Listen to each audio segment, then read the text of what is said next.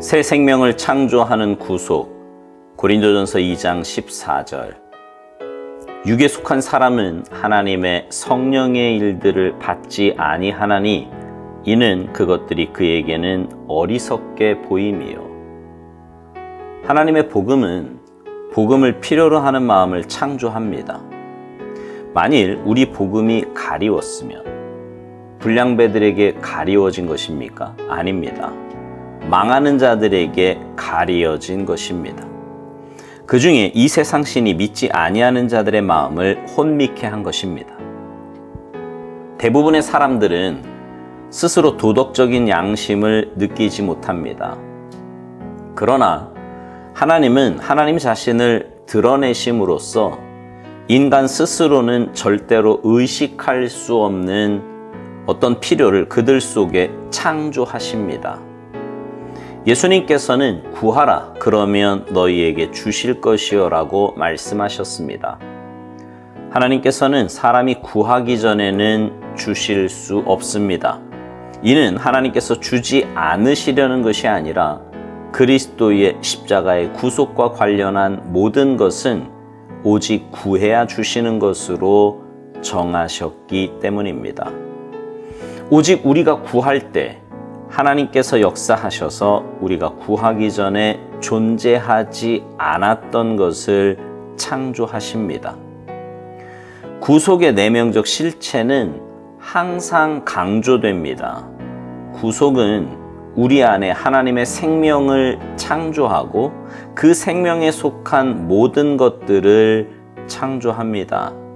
그 생명을 창조한 구속 외에 어떤 것도 생명의 필요를 채울 수 없습니다. 이것이 바로 구속의 의미입니다. 오직 구속만이 새 생명을 창조하고 새 생명의 필요를 채워줍니다. 내가 땅에서 들리면 모든 사람을 내게로 이끌겠노라. 요한복음 12장 32절. 우리의 체험을 전파하면 사람들은 관심을 갖습니다. 그러나 구속의 필요성을 느끼지는 못합니다. 오직 예수 그리스도가 높여질 때 성령이 주님을 필요로 하는 의식을 창조합니다. 복음이 전파되는 동안에 하나님의 창조적인 구속이 사람의 영혼 안에서 역사합니다. 결코 개인 간증이 영혼을 구원하는 것이 아닙니다. 오직 성령이 역사하는 복음이 살립니다.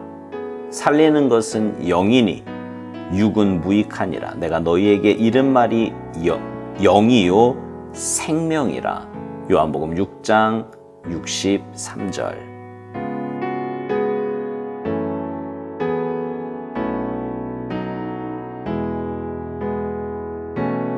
사회가 개인주의화 되어 가고요. 개인의 인격을 존중하면서 하나님 중심이 아닌 인간 중심의 사회가 되어 가고 있습니다. 사실 우리는 하나님의 형상으로 지음받은 피조물들이에요. 그 말은 우리의 삶의 중심은 내가 아니라 하나님이시라는 말이에요. 그런데 인간의 존엄성이 마치 인간 스스로 무엇이든지 다 할 수 있고 인간이 그 어떠한 것보다 중심에 있으며 우선순위에 있어야 하는 것과 같은 그런 분위기가 되어버렸습니다.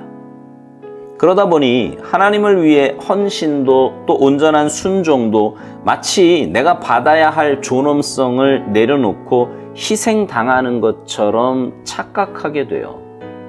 그러나 여러분, 죄로 인해 타락한 우리는 자기를 위하면 위할수록 하나님에게서 더 멀어지게 되어 있습니다. 그리고 반대로 하나님을 위해 살면 살수록 그것이 바로 나를 위해 사는 거예요. 누누이 말씀드리지 않았습니까? 오늘 묵상해 보면 이런 말이 있습니다. 대부분의 사람들은 스스로 도덕적인 양심을 가지고 있고 그 양심을 지킨다고 생각한다는 거예요.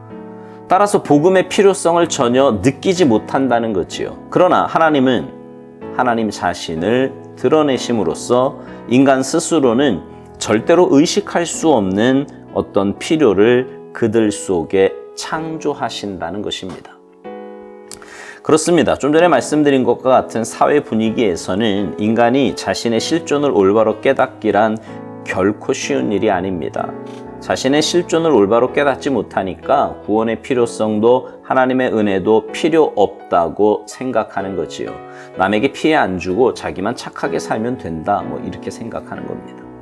그 말은 자기 스스로가 그런 삶을 살 수 있고 또 그렇게 살고 있다고 착각하는 거예요. 그러나 여러분, 하나님에게서 멀어진 사람이, 하나님과 상관없이 사는 사람이 그렇게 산다는 것은 거의 불가능에 가깝습니다. 가장 가까이에 있는 가족에서부터 혹은 함께 직장 생활하는 사람이나 아니면 이웃에 사는 사람에까지, 좀 더 근본적으로는 자기 자신에게 하나님의 뜻과 상관없이 살면서 해를 줄 수밖에 없기 때문이에요. 그래서 우리에게는 하나님의 은혜가 필요하고 하나님의 도우심이 필요합니다. 그리고 주님은 그런 우리를 위해 구하라고, 그러면 주실 것이라고 말씀하셨습니다. 오늘 묵상에서는 하나님께서 사람이 구하기 전에는 주실 수 없다고 말합니다.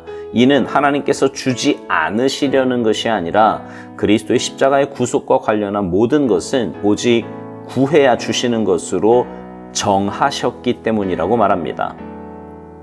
그러면서 오직 우리가 구할 때 하나님께서 역사하셔서 우리가 구하기 전에 존재하지 않았던 것을 창조하시는데 구속의 내면의 실체는 항상 창조된다고 말합니다.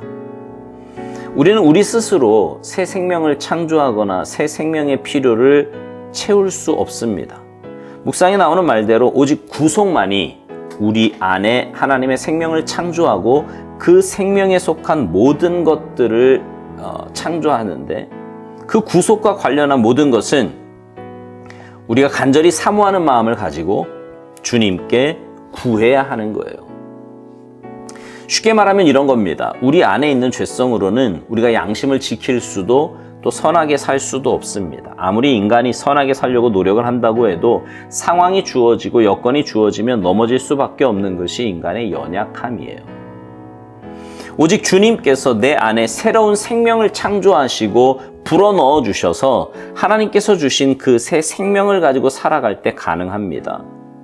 자, 우리는 여기서 다시 한번 왜 주님이 내 삶의 중심이 되어야 하시는지를 깨닫게 됩니다.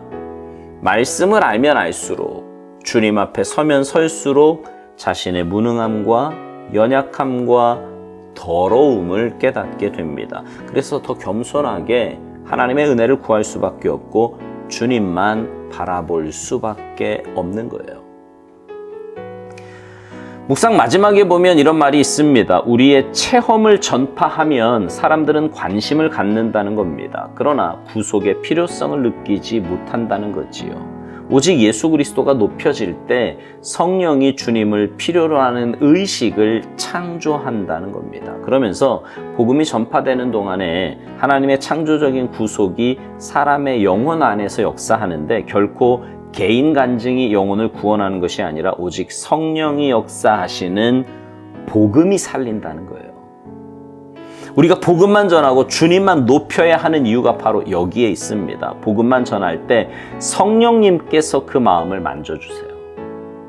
하나님의 형상으로 지음받았기에 인간 안에는 누구나 그 영혼에 대한 사모함이 있습니다. 그리고 그 사모함에 성령님의 은혜로 말씀이 닿으면 새 생명이 탄생하게 되는 것입니다. 사랑하는 성도 여러분, 인간의 나약함과 무능함을 말씀 앞에서 철저하게 깨달으시기 바랍니다. 그래서 하나님의 은혜와 도우심을 날마다 겸손하게 구하시기 바랍니다. 그럴 때 성령님께서 역사하시고 은혜 주시고 또 구원의 길을 열어가실 줄 믿습니다. 바라기는 여러분의 삶이 늘 주님 앞에서의 삶이 되어서 그런 여러분의 삶을 통해 새 생명을 창조하는 구원의 역사가 나타나게 되기를 주님의 이름으로 축복합니다.